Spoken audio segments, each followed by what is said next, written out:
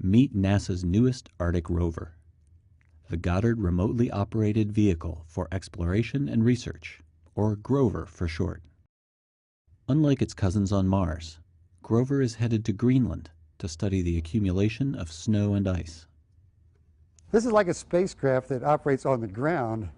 You see what I mean? It's just like a spacecraft because it has to survive in a hostile environment unattended for months at a time while we are communicating with it sporadically, just like with a satellite, to interrogate it and then send it a command or two to change its operating mode, and then let it alone, let it do its thing, and then come back later and check it again. Grover was actually designed by several teams of engineering students over the last 3 years, who tested different prototypes on different kinds of terrain. Grover is actually a great project. It brought together scientists, engineers, and educators. And how it came to me, actually, as the scientist involved, was the engineers came to me and they said, hey, we want to build a robot. Do you have any science that a robot could do? And I said, well, yes, actually I do. I spend a lot of time studying accumulation on the ice sheets. And how we do that a lot is we drive snowmobiles or we fly aircraft with radars in them. And I said, well, I bet a robot could carry a radar. And I started asking them questions because I didn't know a lot about robotics.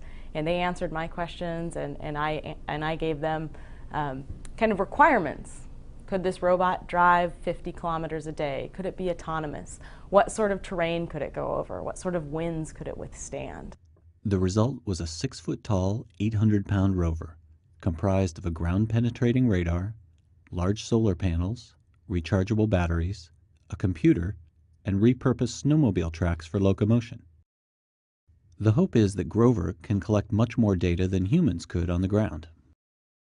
When we're on snowmobiles, we could do about 50 kilometers in one day. That would be a difficult day, 50 to 75 kilometers for scientists to be riding on a snowmobile. You get cold and you need to stop for the day.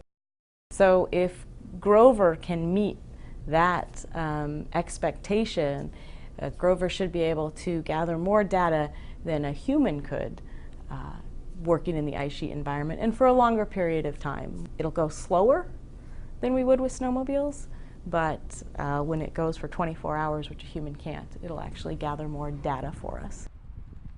That whole idea is great because if you can get that to work, then you can run robots like this all around Antarctica and Greenland and places like that where it's very harsh and difficult to operate manually.